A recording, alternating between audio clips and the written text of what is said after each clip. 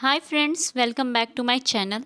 आज हम लोग पढ़ने जा रहे हैं यूरिन एनालिसिस। पढ़ने से पहले अगर आप मेरे चैनल पर नए हैं तो चैनल को सब्सक्राइब कर दें और बेल आइकन को ऑन कर दें। हमारा टॉपिक है यूरिन एनालिसिस। आज का जो टॉपिक है उसका मैं पीडीएफ लिंक डिस्क्रिप्शन में डाल दूँगी जो आपको हेल्प करेगा। Okay, let's start the topic. सबसे पहले हमें ये जानना है कि यूरिन एनालिसिस होता क्या है। ठीक है, तो what is urine analysis? A urine analysis is a test that examine the physical, chemical and the microscopic examinations of urine. तो यूरिन एनालिसिस क्या होता है? यूरिन एनालिसिस एक टेस्ट है, ठीक है, जिसमें हम लोग एग्जामिन करते हैं यूरिन का फिजिकल, केमिकल और माइक्रोस्कोपिक एग्जामिनेशन यूरिन का करते हैं। ठीक है, it is used to diagnosis in serious disease like kidney disease, liver disease, diabetes and UTI। तो यूरिन एनालिसिस जो करते हैं तो वो हेल्प करता है, डायग्नोसिस करता है जो भी सीरियस डिजीज़ है लाइक किडनी डिजीज़ है, लीवर डिजीज़ है और डायबिटीज़ और यूटीआई में हेल्प करता है।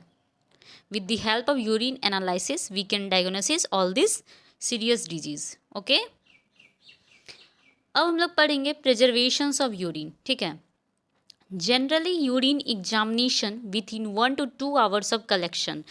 जब हम लोग यूरिन का आता है, ठीक है, सैंपल आता है यूरिन का, तो उसका हम लोग एग्जामिनेशन जो करते हैं यूरिन का 1 से 2 घंटे के अंदर में कर लेना चाहिए। If urine sample is left standing at a room temperature for long after collection, flowing changes occur।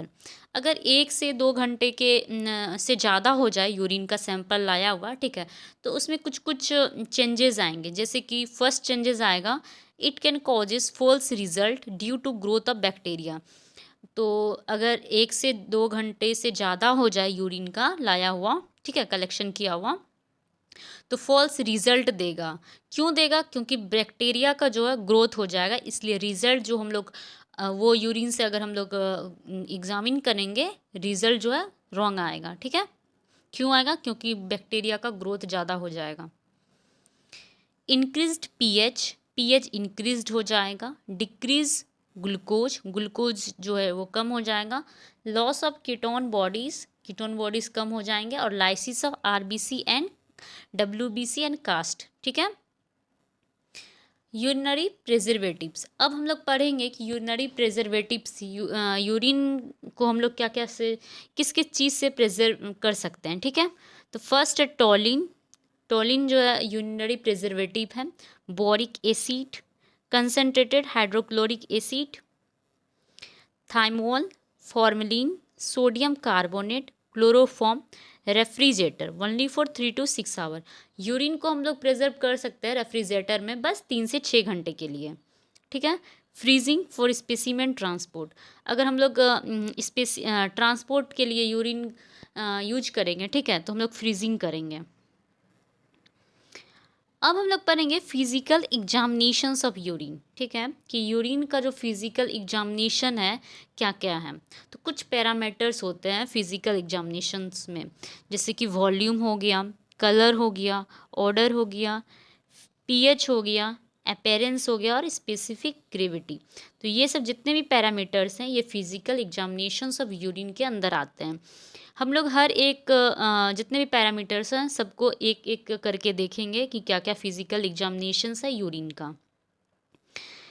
तो फर्स्ट फिजिकल एग्जामिनेशंस है यूरिन का वॉल्यूम। ठीक है, वॉल्यूम में हम लोग देखेंगे the average 24 hours urinary output in adult is approx 800 to 2000 ml। मतलब कि 24 घंटे में जो यूरिनरी आउटपुट होता है एडल्ट में वो अप्रोक्स होता है 800 to 2000 ml। ठीक है, the volume varies according to fluid intake, diet and climate. Volume varies भी हो सकता है अगर फ्लूइड इंटेक ज़्यादा हो या क्लाइमेट हो, तो इसके अकॉर्डिंग में वॉल्यूम वेरीज कर सकता है। Variations in volume of urine. अब हम लोग देखेंगे क्या क्या वेरिएशंस होता है वॉल्यूम ऑफ यूरिन में। तो फर्स्ट केस है पॉलीयूरिया। ठीक है, पॉलीयूरिया यानी कि वॉल्यूम यूरिन का जो होता है उसमें कुछ कुछ वेरिएशंस भी होते हैं। ठीक है, तो पहला वेरिएशन है पॉलीयूरिया। पॉलीयूरिया के केस में क्या होता है? It means increased quantity of urine urinary volume more than 2000 ml पर आवर्स, ठीक है।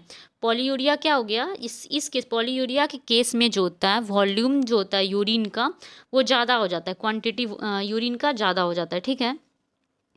तो यूरिनरी वॉल्यूम ज़्यादा हो जाता है 2000 ml पर आवर में, ठीक। तो पॉलीयूरिया किस केस में दिखता है, it seen in diabetes mellitus insipidus increased water injection.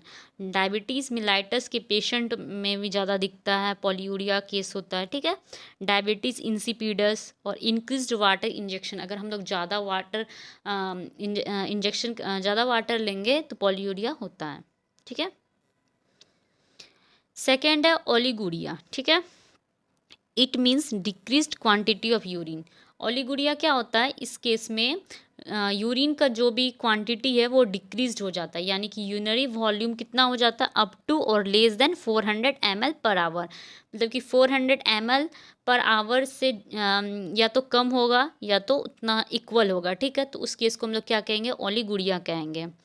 It occurs in febrile state, acute glomerular nephritis, dehydration shock. Oliguria किस केस में होता है, फिब्राइल स्टेट्स में होता है, एक्यूट ग्लूमरुलर नेफ्राइटिस में होता है, डिहाइड्रेशन शॉक में होता है। अब हम लोग पढ़ेंगे एनयूरिया, ठीक है। एनयूरिया में क्या होता है, it means total suppression of urine, यानी कि एनयूरिया के केस में क्या होता है, यूरिन का स्टॉपेज हो जाता है, ठीक है। सेकेंड है नॉक्टूरिया। नॉक्टूरिया में क्या होता है, it means increased quantity of urine at night. अगर रात में यूरिन का क्वांटिटी बढ़ जाता है तो उस केस को हम लोग कहेंगे नॉक्टूरिया। तो हम लोग क्या क्या पढ़े, हम लोग अभी क्या क्या पढ़े वॉल्यूम में, वॉल्यूम जो variations of volume of urine में क्या क्या पढ़े, पहले पढ़े पॉलीयूरिया, ठीक है। पॉलीयूरिया में क्या होता है, यूरिन का जो होता है इंक्रीज्ड क्वांटिटी हो जाता है, यूरिनरी आउटपुट वॉल्यूम कितना होता है, more than 2000 ml per hour, ठीक है। ये किस केस में दिखता है, डायबिटीज़ मेलाइटस में, डायबिटीज़ इंसिपिडस में और इंक्रीज्ड वाटर इंजेक्शन में। डायबिटीज़ मेलाइटस में भी पॉलीयूरिया का केस दिखता है, डायबिटीज़ इंसिपिडस में अगर हम लोग ज़्यादा वाटर ले लेते हैं तो पॉलीयूरिया देखा जाता है, ठीक है। सेकंड है वेरिएशंस ओलिगुरिया। ओलिगुरिया मतलब क्या होता है, डिक्रीज्ड हो जाता है यूरिन का क्वांटिटी, यानी कि यूरिनरी वॉल्यूम कितना हो जाता है, अप टू और less than 400 ml per hour, ठीक है। ये किस केस में दिखता है, ये फिब्राइल स्टेट में दिखता है, एक्यूट ग्लूमरुलर नेफ्राइटिस में और डिहाइड्रेशन शॉक में, ठीक है। थर्ड है एनयूरिया। एनयूरिया में क्या होता है, suppression, total suppression of urine, यानी कि यूरिन का स्टॉपेज हो जाता है, ठीक है। लास्ट हम लोग देखें नॉक्टूरिया। नॉक्टूरिया में क्या होता है, वॉल्यूम जो होता है यूरिन का जो क्वांटिटी होता है वो इंक्रीज हो जाता है रात के समय में, ठीक है। उस केस को कहते हैं नॉक्टूरिया। सेकेंड है पैरामीटर, क्या है, कलर। कलर है तो यूरिन का कलर क्या होता है, normal colour straw to dark amber, ठीक है। यूरिन का कलर कैसा होता है, straw to dark amber colour का होता है। Pigment responsible for urine colour. अब हम लोग देखेंगे यूरिन का कलर जो होता है कौन कौन से पिगमेंट हैं जो कि रिस्पॉन्सिबल करते हैं। तो पहला है यूरोक्रोम। येलो जो होता है, यूरिन का जो कलर येलो होता है किसके कारण होता है, यूरोक्रोम के कारण होता है। रेड कलर यूरिन का किसके कारण होता है, यूरो इरोथ्रीन के कारण होता है, ठीक है। ऑरेंज येलो कलर किसके कारण होता है, यूरोबिलिन के कारण होता है। तो ये इम्पॉर्टेंट है, कलर जो होता है यूरिन का कलर किसके कारण रिस्पॉन्सिबल, कौन से पिगमेंट के कारण रिस्पॉन्सिबल होता है। अगर येलो होगा तो यूरोक्रोम के कारण होगा, रेड होगा तो यूरो इरिथ्रिन के कारण होगा और ये ऑरेंज येलो कलर का होगा तो बिलिन के कारण होगा, ठीक है। अब हम लोग पढ़ेंगे क्लिनिकल सिग्निफिकेंस, ठीक है। क्लिनिकल सिग्निफिकेंस क्या होता है, यूरिन का अगर क्लाउडी रेड कलर का हो, ठीक है, तो उस केस कौन से केस में होगा, हेमेचूरिया के केस में होगा। तो यूरिन का कलर अगर क्लाउडी रेड हो तो हेमेचूरिया होगा, क्लियर रेड हो तो हेमोग्लोबिनूरिया होगा और रेडिश ब्राउन होगा, क्यों होगा, ड्यू टू पोरफायरिन्स और यूरोबिलिनोजेन के कारण, ठीक है। तो हम लोग क्या क्या जाने कि अगर यूरिन का कलर क्लाउडी रेड होगा तो हेमोचूरिया के केस में होगा, क्लियर रेड होगा तो हेमोग्लोबिनूरिया के केस में होगा। हाँ, तो हम लोग क्या क्या देख रहे थे, क्लाउडी रेड होगा हेमेचूरिया के केस में होगा, क्लियर रेड होगा हेमोग्लोबिनूरिया के केस में होगा, रेडिश ब्राउन होगा ड्यू टू प्लोरोफायरिन्स और यूरोबिलिनोजेन के कारण होगा, ठीक है। अब आगे हम लोग पढ़ेंगे कि ब्राउनिश येलो कलर या ग्रीन कलर होगा तो बाइल पिगमेंट के कारण होगा, ठीक है। अगर यूरिन का कलर ब्राउनिश येलो या ग्रीन है तो वो किसके कारण है? बाइल पिगमेंट के कारण है, मतलब बाइल पिगमेंट होगा। मिल्की यूरिन होगा तो क्लैरियूरिया होगा, और ब्लैक यूरिन होगा तो इलेक्ट्रोन्यूरिया होगा, ठीक है। अब हम लोग देखेंगे ऑर्डर, ठीक है, कि यूरिन का कैसा स्मेल होता है। Normal urine is pungent in order, ठीक है, पंगेंट और ऑर्डर कलर का होता है यूरिन का smell. Some abnormal odour of urine with associated conditions, fruity odour. Fruity odour अगर होगा तो केटोएसोडिस के केस में होगा। मौसी ऑर्डर होगा तो फिनाइल केटोनूरिया के ऑर्डर केस में होगा। अगर फिशी ऑर्डर होगा तो यूटीआई विथ प्रोटीन। तो यूटीआई विथ प्रोटीन के केस में कैसा ऑर्डर होगा? यूरिन का फिशी ऑर्डर होगा। फॉल स्मेल होगा तो बैक्टीरियल इन्फेक्शन होगा। अगर कैवेज ऑर्डर होगा तो ट्राइसोनीमिया के केस में होगा, ठीक है। फोर्थ है फिजिकल में हम लोग देखेंगे अपेरेंस ऑफ ट्रांसपेरेंसी, ठीक है, अपेरेंस और ट्रांसपेरेंसी। तो अपेरेंस कैसा होगा? नॉर्मल, क्लियर एंड ट्रांसपेरेंट होगा। टर्बिड यूरिन, पस सेल्स और एपिथेलियल सेल्स। टर्बिड यूरिन में अगर टर्बिड कलर का यूरिन होगा तो पस सेल और एपिथेलियल सेल्स प्रेजेंट होंगे। अगर क्लाउडी यूरिन होगा तो कंसनट्रेटेड यूरिन और यूटीआई, यूरेट्स, फॉस्फेट्स और यूरिक एसिड प्रेजेंट होंगे। फॉर्मी कलर का यूरिन होगा तो वहाँ पे उस केस में क्या होगा? It occurs in the presence of proteins. Foamy urine यानी कि झाग अगर यूरिन में होगा तो वहाँ पे उस केस में प्रोटीन प्रेजेंट होगा। तो हम लोग क्या क्या जाने कि नॉर्मल यूरिन का कैसा दिखता है? क्लियर दिखता है, ट्रांसपेरेंट दिखता है। अगर टर्बिड यूरिन दिखे तो पस सेल्स और एपिथेलियल सेल्स वहाँ पे प्रेजेंट होंगे। क्लॉडी यूरिन दिखे तो कंसनट्रेटेड यूरिन होगा। यूटीआई और urates, phosphates, uric acid present होंगे। यूटीआई के केस में क्लॉडी यूरिन दिखेगा। फॉमी यूरिन होगा यानी कि झाग रहेगा, तो उस केस में प्रोटीन प्रेजेंट होंगे। फिफ्थ है हम लोग देखेंगे पीएच रिएक्शन, ठीक है। तो नॉर्मल रेंज होता है यूरिन का 4.6 to 8। Common slightly acidic pH 6 होता है। वेजिटेरियन डाइट अगर लेते हैं तो अल्कलाइन पीएच होता है, ठीक है। इंक्रीज्ड कंजप्शन ऑफ मीट में एसिडिक पीएच होता है। Formed elements are well preserved in acid urine and disintegrated in alkaline urine, ठीक है। फॉर्म एलिमेंट्स जो होता है वेल प्रिजर्व्ड होता है एसिडिक यूरिन में और डिसइंटीग्रेटेड इन अल्कलाइन यूरिन में।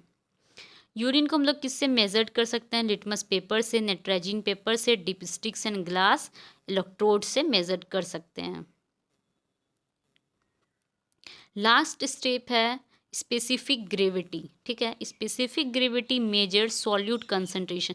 स्पेसिफिक ग्रेविटी क्या मेजर्स करता है? सॉल्यूट कंसंट्रेशन मेजर करता है। Normally specific gravity between 1.015 to 1.025 होता है। स्पेसिफिक ग्रेविटी कितना होता है? नॉर्मल रेंज 1.015 टू 1.025 होता है। स्पेसिफिक ग्रेविटी इंक्रीज्ड होगा इन डिहाइड्रेशन विथ ओलियूरिया, diabetes mellitus with polyuria, acute renal failure with oliguria, ठीक है। डिक्रीज्ड इन होगा डायबिटीज इंसिपिटस में, ठीक है। हम लोग क्या क्या पढ़े? स्पेसिफिक ग्रेविटी क्या मेजर्स करता है? Only solute concentration. Normally specific gravity का क्या होता है? रेंज 1.015 टू 1.025 होता है। उसके बाद हम लोग क्या पढ़े? हम लोग पढ़े कि अगर स्पेसिफिक ग्रेविटी इंक्रीज होगा तो किस केस में होगा? Dehydration with oliguria, diabetes mellitus with polyuria and acute renal failure with oliguria, ठीक है। अगर डिक्रीज होगा specific gravity in case of diabetes insipidus, ठीक है। आज के लिए फ्रेंड्स इतना ही। आज का ये वीडियो था यूरिन का, ठीक है। यूरिन का ये फर्स्ट वीडियो था जो कि बेस्ड था यूरिन एनालिसिस, ठीक है। यूरिन एनालिसिस में हम लोग ने यूरिन एनालिसिस को डिफाइन किया और उसका फिजिकल एग्जामिनेशंस ऑफ यूरिन को डिस्कस किया। जितने भी पैरामीटर हैं फिजिकल एग्जामिनेशंस के जो हैं, volume, colour, order, pH, appearance and specific gravity, ये सब को हमने आज डिस्कस किया, ठीक है। तो आज के वीडियो में बस इतना ही। आई होप आपको अच्छा लगा हो। नेक्स्ट वीडियो में मैं केमिकल एग्जामिनेशंस ऑफ यूरिन के बारे में बताऊंगी। तो आज का जो भी क्लास है उसका पीडीएफ का लिंक मैं डिस्क्रिप्शन में डाल दूँगी। अगर आप नोट्स बनाते हो तो वो हेल्पफुल होगा, ठीक है। आई होप आज का वीडियो आपको अच्छा लगा हो। अगर अच्छा लगा हो तो प्लीज़ मेरे चैनल को सब्सक्राइब करें और वीडियो को शेयर करें। Thank you.